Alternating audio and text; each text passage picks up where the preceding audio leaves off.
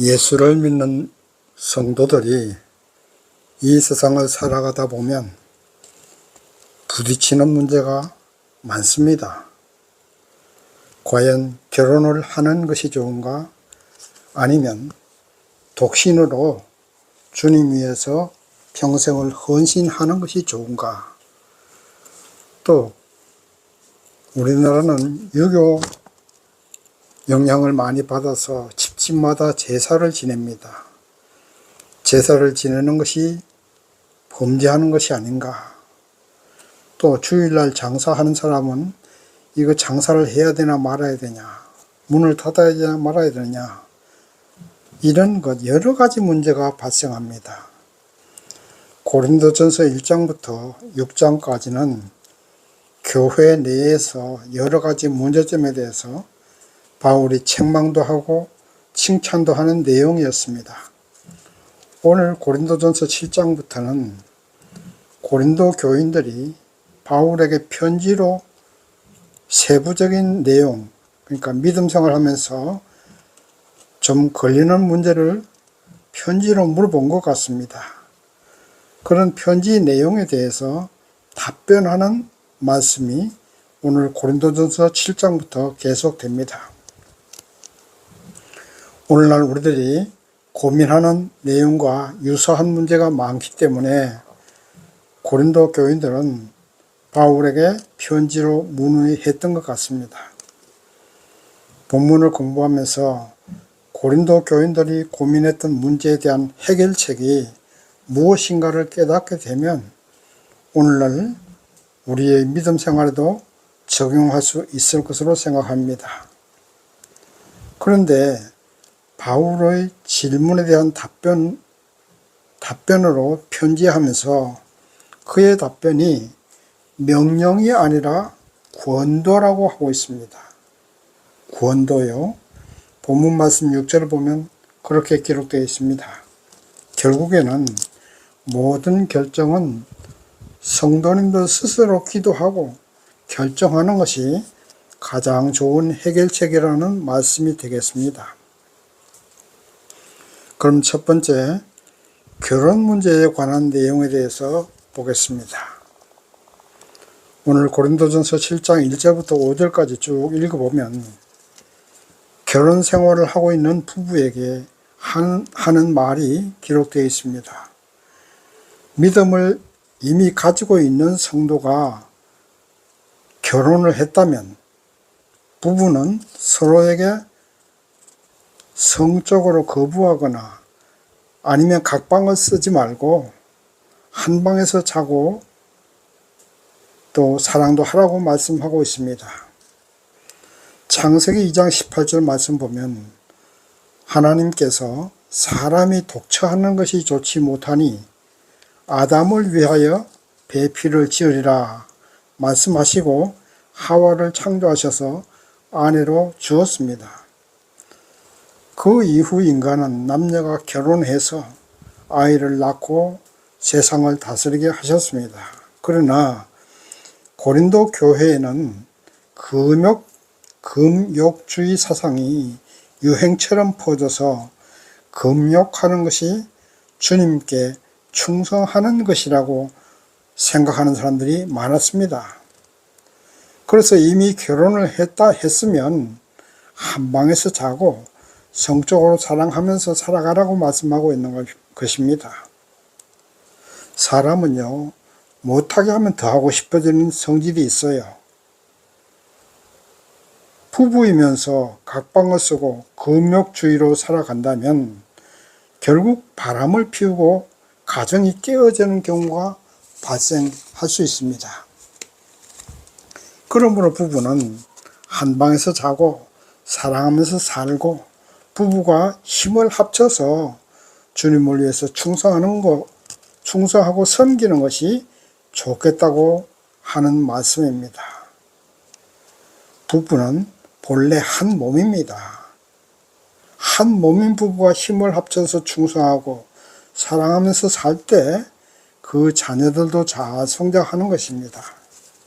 부부 사이가 좋지 못하면 우선 부부 서로에게 좋지 못하고 자녀들에게도 결코 좋지 못합니다. 사랑을 주고 받으면서 자라난 자녀들이 사랑을 베풀 줄도 알고 사랑할 줄도 압니다. 사랑받지 못하고 자라는 자녀는 성격이 비뚤어지거나 범죄인이 되는 경우가 많습니다. 그리고 사람은 사랑을 주고받을 때 건강에도 좋습니다. 사랑을 주고 사랑을 받을 때 마음이 안정되고 행복해지고 또 행복할 때 모든 것이 잘 되는 거예요. 사업도 직장 생활도 마음이 행복하고 부부가 서로 평안할 때 다 잘 되는 것이지, 먼저 사업이 잘 되고 직장이 잘 돼야 행복해지는 것이 아니라 먼저 마음이 행복해야 된다는 것입니다.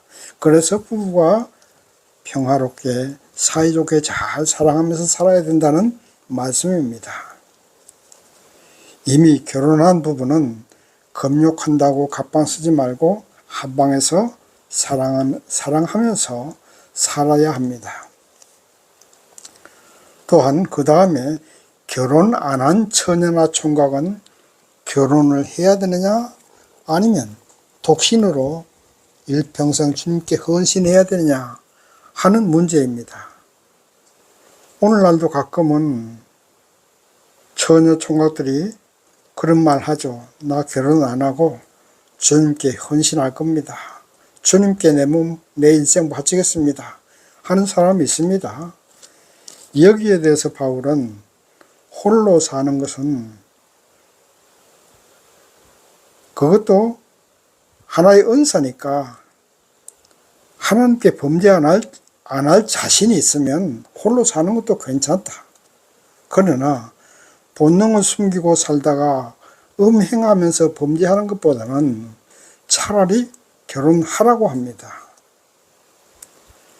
요즘도 신부나 수녀들은 결혼 안 하지요? 그 사람들처럼 자신이 있으면 결혼 안 해도 된다. 그러나 자신이 없으면 언제라도 결혼하라 하는 것이 바울의 답변입니다. 천주교를 비방하려 하는 것이 아니라 역사적으로 보면 중세시대 신부들이 본능을 이기지 못하고 정욕을 이기지 못하고 여자를 욕보이고 또 그것을 숨기려고 그 여자를 죽여서 범죄했던 일들이 많았습니다. 하나님이 아담을 위해서 하와를 창조해 주셨는데 혼자 살 자신도 없으면서 왜 홀로 살려고 하십니까? 그것을 또 강제적으로 결혼 못하게 합니까? 그것은 주님의 뜻이 아닙니다. 수녀가 된다고 왜 평생 홀로 살아야 되고 신부가 된다고 왜 홀로 살아야 됩니까?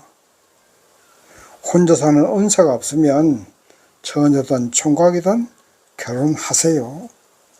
물론 결혼하면요, 여자는 남편에게 마음을 많이 빼앗기게 됩니다. 그따가 또 자녀를 낳아보세요. 자녀들에게 마음을 많이 빼앗기게 되지요.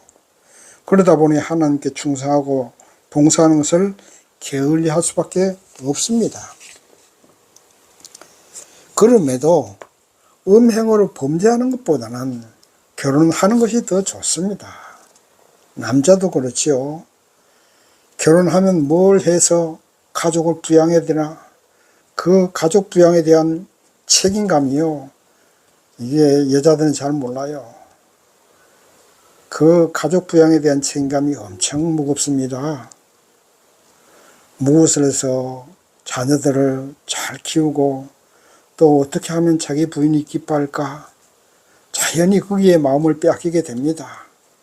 특히요, 요즘 세상에는 여자 마음에 안 들면 이혼당하는 세상이다 보니까 더욱 그런 것이 사실입니다. 그래서 이 모든 것에 자신이 없고 음행으로 범죄 안 할 자신이 없으면 결혼하고, 자신이 있으면 결혼하지 말고 독신으로 살아도 된다 이 말입니다. 그리고 또 한 가지 문제는 부부가 이혼했으면 다시 재혼해야 되느냐 하는 문제에 대해서 바울은 이렇게 말합니다. 이혼한 사람이 다시 재혼하려는데 상대가 불신자인 경우는 그가 믿음을 가진 후에 결혼하고 믿음을 가지지 않겠다고 하면 결혼하지 말라는 것입니다. 왜냐하면 처음부터 결혼하는 것도 아니고 재혼인데 상대가 믿음이 없으면 결혼 생활이 평안하지 못합니다. 한쪽에서는 교회 가야 되고 또 한쪽에서는 교회 못 가게 하고 그것을 결혼 생활이 평안하겠습니까? 안 되죠. 그리고 처음부터 결혼을 한 처음부터 결혼한 초혼인데 부부 중에 한 사람이 믿음이 없다면 사랑으로 잘 품어주고 보살펴 주어서 믿음 생활 잘 하도록 이끌어야 됩니다. 이것이 바울이 말하는 결혼 문제에 대한 대답입니다. 가정의 화평과 화목이 중요합니다. 그것이 주님의 뜻이기 때문입니다. 가정 안에서 싸움이 있고 분쟁이 있고 미움과 원망이 있으면요, 그 가정에 복이 들어오지 않습니다. 부부끼리 화목하고 가족이 화목하고 평안해야 됩니다. 그래야 또 복도 들어오고 하나님의 뜻이 그렇습니다. 두 번째, 할례 문제에 대해서 바울의 답변을 보겠습니다. 고린도전서 7장 18절에서 20절까지 보면 할례 문제에 대해서 바울은 말합니다. 예수 믿기 전부터 할례를 받았으면 그 할례 받은 흔적을 지우려 하지 말고 또 할례 안 받은 상태에서 예수를 믿었으면 할례를 일부러 받을 필요가 없다. 왜냐하면 할례를 받는 것이 구원의 조건이 아니기 때문입니다. 그러므로 그냥 있던 그대로 지내라고 말하고 있습니다. 왜 이런 말을 하느냐면 당시 교회 안에는 유대교에서 기독교로 개종한 사람들이 많았습니다. 그런데 이 사람들은 이방인들의 교회를 나오고 예수를 믿어도 할례를 받아야 구원을 얻는다고 고집을 부렸습니다.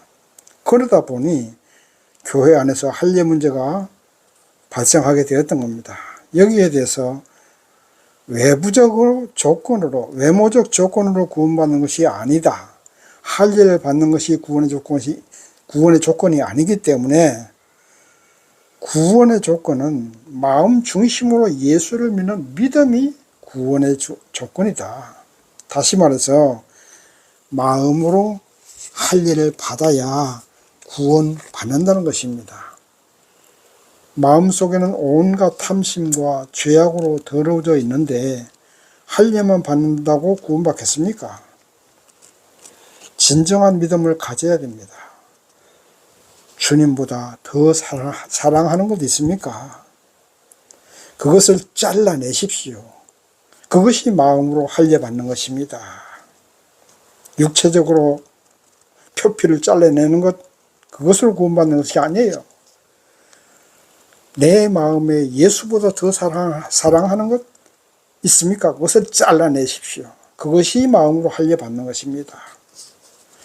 해바라기가 태양만 바라보고 사는 것처럼 우리 성도님들은요, 주님만 바라보고 살아야 됩니다. 오로지 주님에게만 마음이 가서 있어야 돼요. 사람이요, 사랑에 빠지게 되면 많은 사람들 가운데 있어도 사랑하는 사람만 보이게 된다고 합니다. 특히 여성분들이 그래요. 사랑하는 남자가 여러 사람 가운데 있고 그와 함께 있는 사람들이 자기가 사랑하는 사람보다 더 잘생기고 더 멋진데도 그것은 다른 사람이 볼 때 그런 것이고, 사랑에 빠진 여자분들은 오직 자기가 사랑하는 사람이 가장 멋지게 보이는 것입니다. 신앙이란 바로 그런 것입니다.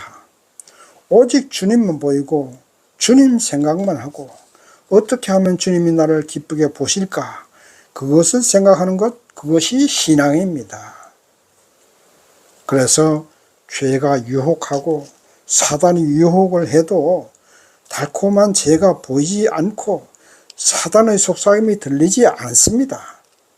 그 상태가 신앙의 상태이고 주님 바라기 상태입니다. 그리고 이런 상태가 바로 주바라기 상태이고 마음의 할 일을 행한 것입니다. 형식을 무시해서도 안 되지만 형식을 너무 앞세워서 형식 자체가 예수를 가리게 되면 안 되는 것입니다. 교회에서 행하는 예배의 형식의 궁극적인 목적은 무엇입니까? 마음속에 예수님이 임재한 그 믿음의 상태가 바로 교회에서 행하는 예배의 형식의 궁극적인 목적입니다. 아무리 신앙 고백을 하고 예배를 드려도 마음속에 주님을 믿는 믿음이 없으면 그건 무슨 소용입니까? 신앙 고백해도 진실로 하는 신앙 고백이 아니잖아요. 입술로만 하는 신앙 고백이잖아요. 예배로 구원받는 것이 아닙니다. 마음 중심으로 예수를 믿는 믿음으로 구원받는 것입니다. 그래서 할 일을 받았든지 받지 못했든지 그런 형식이 중요한 것이 아니니까 마음 중심으로 예수를 믿는 믿음을 가지라는 것입니다. 그렇다고 예배 안 드려도 되고 신앙 고백만 해도 된다는 것은 절대 아닙니다. 진실로 마음 중심으로 예수를 믿는다면 하지 말라고 해도 신앙 고백하게 되지요. 하지 말라고 교회 못 나오게 해도 예배 드리게 됩니다.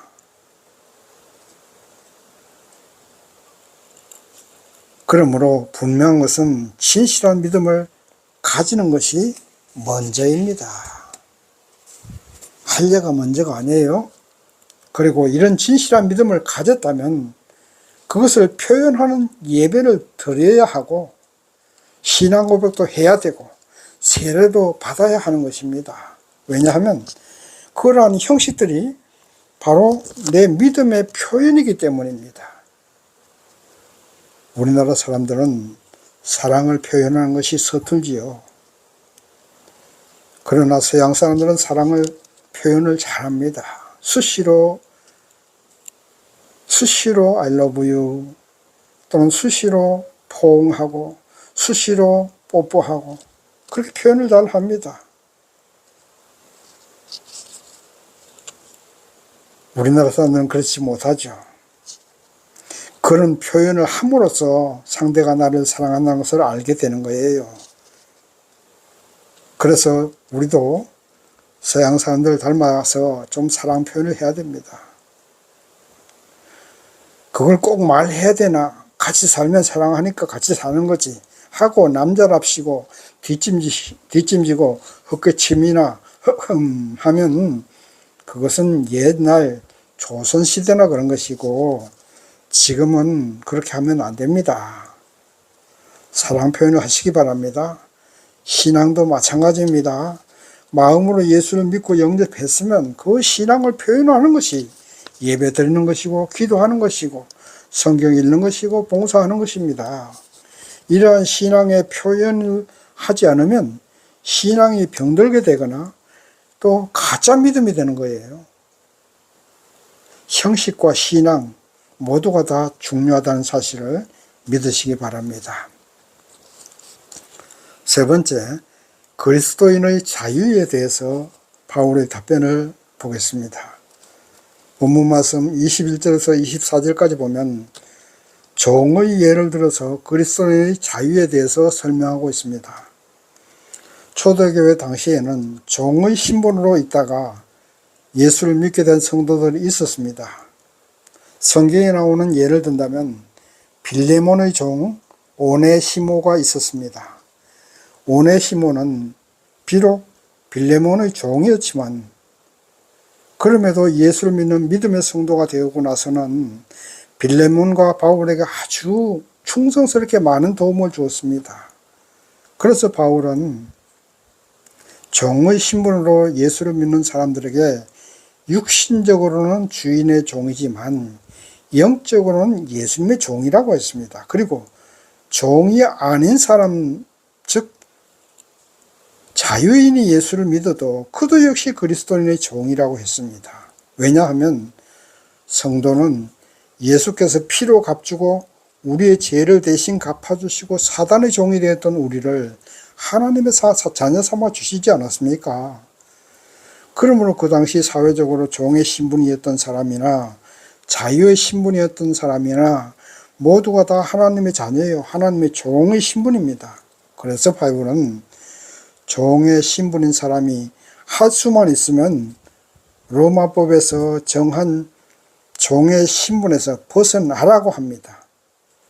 이 말은 무슨 말이냐면 돈 주고 자유의 몸이 될 수 있으면 돈을 주고 자유의 몸이 되려고 하는 것입니다. 우리나라도 이조시대 말예배는 돈으로 얼마든지 종의 몸에서 자유의 몸이 될 수가 있었습니다. 쌍놈에서 양반이 될 수가 있었다는 말이죠. 그래서 상인이나 기술자들이 돈을 벌어서 양반의 신분을 살 수가 있었고, 또 양반들은 안동건 씨한테 돈만 갖다 주면 벼슬도 살 수가 있었습니다. 그래서 벼슬을 돈 주고 산 사람이 본전 뽑으려고 힘없는 서민들에게 가혹한 세금을 추징해서 그 결과로 밀란이 일어나고 결국 나라가 망하는 일이 일어나고 말았던 것입니다. 얘기가 좀 빗나갔습니다만 종의 신분이나 자유의 신분이나 우리가 믿음을 가졌다면 예수님의 종이고, 예수님의 종이라고 해서 자유가 없는 것이 아니라 예수 안에서 진정한 자유를 누리게 되는 것입니다. 즉 사랑의 자유입니다. 예수를 믿고 예수를 사랑한다면 사회적인 법과 제도로 구속하지 않아도 예수가 기뻐하는 일만 하게 되고 예수께서 싫어하시는 일은 안 하게 되는 것입니다. 그것이 구속이 아니고 자유입니다. 그것을 구속이라고 하면 안 되죠. 그것을 구속이라고 하면 그건 믿음이 없는 사람입니다. 우리 성도들은 세상 일에 너무 구속당하면 안 됩니다. 돈에 구속당해도 안 되고 욕심에 구속당해도 안 됩니다. 여러분 가만히 생각해 보세요. 우리는 우리 스스로를 얼마나 구속합니까? 내 욕심을 채우기 위해서 오늘도 무엇을 해야 하고 누구를 만나야 하고 사업을 확장해야 하고 교회를 크게 부흥시켜야 하고 예배당도 새로 건축해야 하고 이렇게 스스로를 얼마나 구속합니까? 우리는 자유인입니다. 마음속에 느긋한 자유를 가지세요. 모든 것은 주님 뜻입니다. 목표를 가져야 되지만 그 목표의 결과에 집착하지 마시고 하루하루를 자유로운 마음과 행복한 마음으로 인생을 누리세요. 그러면 모든 것이 잘 됩니다. 결국 세상 만사 마음먹기 달려있는 것입니다. 내 마음이 예수님이 주시는 자유와 평안 그리고 행복을 누리세요. 주님이 기뻐하시는 일이 그것입니다. 이제 말씀을 정리합니다. 우리는 세상 속에 살지만 천국 백성이고 예수님의 자녀들입니다. 그렇다면 세상에 구속당하지 마세요. 왜 스스로 사단의 종이 되려 하십니까? 그리스도 안에서 자유를 누리시고 평안을 누리시고 행복을 누리세요. 결혼이든 이혼이든 그 어떤 문제이든지 거기에 구속당하지 마시고 사업도 돈도 권세와 명예도 거기에 구속당하지 마시고 예수 안에서 평화와 행복과 자유의 삶을 누리시는 저와 여러분 되시기를 주님의 이름으로 축원합니다. 아멘.